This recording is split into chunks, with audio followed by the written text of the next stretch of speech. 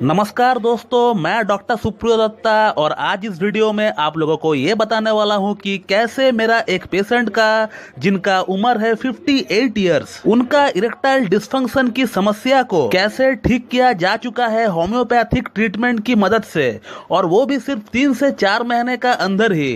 तो चलिए हम लोग वीडियो को स्टार्ट करते हैं। तो दोस्तों, ये जो मेरा पेशेंट है ये छत्तीसगढ़ रायपुर से है और ये एक कॉलेज की प्रोफेसर है। इनका एज है 58 इयर्स और आज से 4 साल पहले ही इनको एक बार अपना दिल का दौरा पड़ चुका है और इनको टाइप 2 डायबिटीज भी है पिछले 10 साल से, और इसके लिए वो एलोपैथिक गोलियां भी ले रहे हैं। और जब से इनको हार्ट अटैक आया, यानी आज से 4 साल पहले से ही इनका इरेक्शन आना बंद हो चुका था, इनका लिंग में तनाव आना बंद हो चुका था। इन्होंने अपना एंजियोप्लास्टी भी करवा लिया है, लेकिन फिर भी इनको इरेक्शन आना टोटली बंद हो चुका है पिछले 4 साल से। और पिछले 4 साल से इन्होंने काफी कुछ ट्राई किया है अपना प्रॉब्लम का इलाज करवाने के लिए, और इस प्रॉब्लम को सही करने के लिए इन्होंने काफी पैसा बर्बाद किया।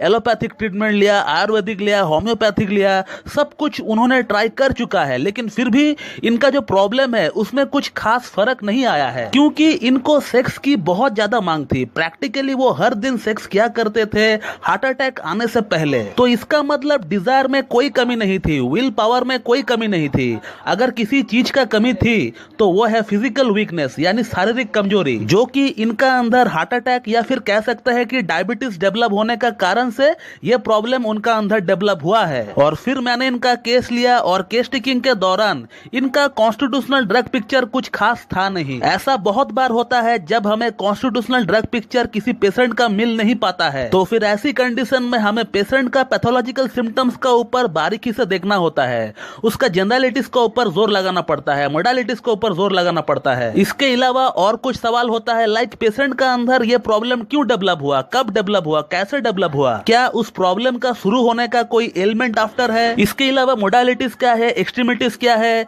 और उस प्रॉब्लम के साथ पेशेंट को और क्या प्रॉब्लम होता है। तो फिर इन सवालों का आंसर अगर प्रॉपरली पाया जाए पेशेंट से, तो फिर पेशेंट का प्रॉब्लम को सॉल्व करना बहुत ही आसान हो जाता है एक डॉक्टर के लिए। अब बेसिकली ये जो पेशेंट है इनको इरेक्टाइल डिस्फंक्शन की ही प्रॉब्लम थी, और इरेक्टाइल डिस्फंक्शन के साथ साथ इनको डायबिटीज थी, और डायबिटीज के साथ साथ इनको थोड़ी बहुत हार्ट डिजीज भी थी। इसके अलावा इनको एंजाइटी बहुत ज्यादा हुआ करता था, एंजाइटी विथ ट्रेमलिंग, यानी थोड़ा सा एंजाइटी होने पर इनका हाथ पैर और चेस्ट रीजन में ट्रेमलिंग हुआ करता था। और इनका ये जो प्रॉब्लम स्टार्ट हुआ था वो हार्ट अटैक होने का बाद से इनको स्टार्ट हुआ था, उससे पहले ये ठीक थे, यानी हार्ट अटैक के बाद से इस इंसान में ये प्रॉब्लम डेवलप हुआ है। इसके अलावा हमें और 4 प्रोमिनेंट जनरलिटीज देखने को मिले इस पेशेंट में, यानी ये जो पेशेंट है इनको हंसी बहुत ज्यादा आता है, एकदम हंस हंस कर लूट पुट हो जाता है पेशेंट। और ये बात मैंने केस टेकिंग के दौरान बहुत बार नोटिस किया है। और अजीब बात तो ये है कि ये जो पेशेंट है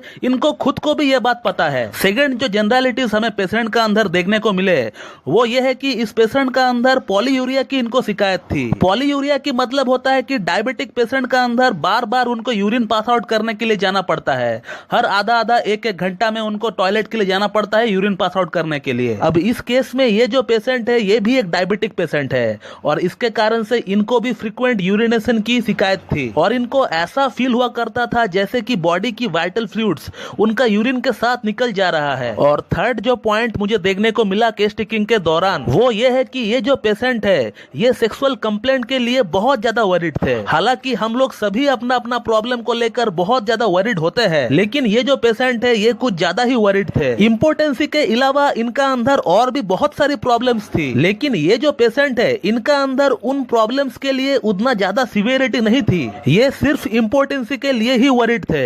और इस तरह की सोच को इंग्लिश में कहते हैं सेक्सुअल हाइपोकॉन्ड्रियासिस। क्योंकि जब मैंने इनको पूछा कि आपको इरेक्टाइल डिस्फंक्शन की साथ साथ और क्या प्रॉब्लम है, तो उनका तरफ से रिप्लाई आया कि मैं फिट एंड फाइन हूँ, मुझे कोई भी प्रॉब्लम नहीं है, सिर्फ इम्पोर्टेंसी को छोड़कर आप सिर्फ मेरा इम्पोर्टेंसी को दूर कर दे। हालांकि इनका अंदर इतनी सारी प्रॉब्लम्स थी, जब मैंने उनको एक एक करके पूछा तब वो जो है तब एक एक करके वो मुझे बताने लगे। और अगर मैं उनको ये प्रॉब्लम्स के बारे में नहीं पूछता तो फिर ये जो है मुझे इन प्रॉब्लम्स के बारे में वो इन्फॉर्म भी नहीं करते। और इस चीज को हम लोग सेक्सुअल हाइपोकॉन्ड्रियासिस कहते हैं, यानी ये जो है बहुत ज्यादा वरीड थे अपना सेक्सुअल कंप्लेंट को लेकर, और इनको किसी तरह से ओवरकम करना है अपना प्रॉब्लम से। और चौथा जो बात मुझे देखने को मिला इस केस में वो ये है कि sensation as if falling from a great height, यानी इनको हाइट से यानी ऊंचाई से गिरने का सपना आया करता था। और इनका जो मोडालिटीज है वो ये है कि इनको खुली हवा ओपन एयर बहुत ज्यादा पसंद है, लेकिन वो हवा ठंड नहीं होना चाहिए, कोल्ड विंड नहीं होना चाहिए। और इन सिम्टम्स को मद्देनजर रखते हुए हम लोगों ने इनको चाइना का 1M का एक सिंगल डोज पहले दिया, और उसके बाद से हम लोगों ने मॉस्कस नाम का एक होम्योपैथिक मेडिसिन है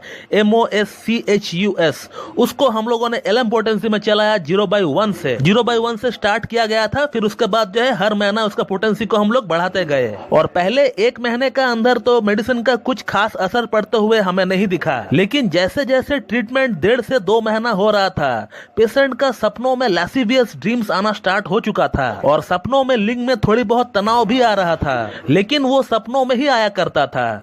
तो 2 महीने का अंत तक हम लोग ये कह सकते हैं कि हम लोगों को थोड़ी बहुत इंप्रूवमेंट इस केस में देखने को मिला है, क्योंकि मेडिसिन का असर इनका ब्रेन में होना शुरू हो चुका था, और इसीलिए इनको लैसिवियस ड्रीम्स आ रहे थे। तो ये एक अच्छा संकेत था हमारे लिए। और जैसे जैसे 15 से 20 दिन और बीत गया तो फिर इनका प्रॉब्लम में हमें बहुत अच्छा सुधार देखने को मिला। इनको बहुत अच्छा तनाव आना स्टार्ट हो चुका था, और कल ही इनका ट्रीटमेंट हमारे पास 4 महीना हो चुका था। और आप पढ़ सकते हो कि वो क्या लिखते हैं, क्योंकि कल उनका काउंसलिंग डेट था, तो वो क्या लिखते हैं मैं उसका स्क्रीनशॉट लगा देता हूँ, आप पढ़ लीजिए। और अभी इनको बहुत अच्छा अनुभव हो रहा है। इस उम्र में सेक्स ड्राइव कह लीजिए, लिबिडो कह लीजिए, या फिर ऑर्गेज्म कह लीजिए, सब कुछ परफेक्ट हो चुका है। और कल ही हम लोगों ने इनका केस को क्लोज करके इनको नोसोड दे दिया गया है। इनका फैमिली हिस्ट्री के अकॉर्डिंग, इनका खुद का पास्ट हिस्ट्री के अकॉर्डिंग जो नोसोड सबसे सुइटेबल बैठता है वो है ट्यूबरकुलिनम। तो इनको ट्यूबरकुलिनम 1M का एक सिंगल डोज कल ही दे दिया गया है, ताकि ये प्रॉब्लम इनको दोबारा जल्दी से ना आए, और अभी से कम ये जो है 10-12 साल जो है अपना लाइफ का एंजॉयमेंट वो ले सके। तो दोस्तों, जो लोग सोचते हैं कि मेरा उम्र 50 साल हो चुका है, मेरा उम्र 60 साल हो चुका है, तो क्या मैं इस उम्र में फिर से रिएक्टिव हो सकता हूँ, क्या मैं उस लायक बचा हूँ? तो मेरा मानना है कि बिल्कुल हो सकता है। इसके लिए आपका अंदर एक विल पावर होना चाहिए। तो मेरे ख्याल से इस कैटेगरी के जो लोग हैं उन लोगों को ये वाली वीडियो बिल्कुल देखना चाहिए। अंदर से एक इच्छा होना चाहिए, अंदर से एक जज्बा होना चाहिए कि मैं कर सकता हूँ। और इस सोच को लेकर अगर आप किसी एक अच्छी क्लासिकल होम्योपैथ के पास से अपना ट्रीटमेंट को चलाएंगे तो फिर आपको बिल्कुल इंप्रूवमेंट देखने को मिलेगा। दोस्तों, आप बिल्कुल ठीक हो सकते हैं। Age doesn't matter, the thing which actually matters is your will power. कि मुझे ठीक होना है, एक पॉजिटिव फ्रेम ऑफ माइंड आपका अंदर डेवलप करना होगा, तभी जाकर आप जो है दोस्तों ठीक हो पाएंगे। तो मैं ये वीडियो स्पेशली उन लोगों के लिए बनाया हूँ जो लोग मुझे पूछते हैं कि मेरा उम्र 60 साल है, मेरा उम्र 50 साल है, क्या मैं पहले की तरह ठीक हो सकता हूँ? आपका गाड़ी फिर से पटरी पर आ सकता है, लेकिन आपको इसके लिए खुद को प्रयास करना होगा, और इसके लिए आपको ट्रीटमेंट लेना होगा। ऐसा नहीं कि खुद से सेल्फ मेडिकेशन करना है। सेल्फ मेडिकेशन करेंगे, जिंदगी में आपको कोई भी परिणाम नहीं मिलने वाला होम्योपैथिक मेडिसिन का, उल्टा उसका जो है साइड इफेक्ट ही आपको देखने को मिलेगा। तो दोस्तों, मैं इस वीडियो को यहीं पे एंड करना चाहूंगा। तो मैं उम्मीद करता हूं कि आप लोगों को मेरा ये वीडियो पसंद आएगी, और मेरा ये जो वीडियो है आप लोगों के लिए लाभकारी साबित होगी। और इसी तरह मुझसे जुड़े रहने के लिए मेरा YouTube channel homeo care tips को लाइक करें, शेयर करें, सब्सक्राइब करें, और बेल आइकन को दबाना बिल्कुल भी ना भूलें दोस्तों। So thank you very much and have a good day.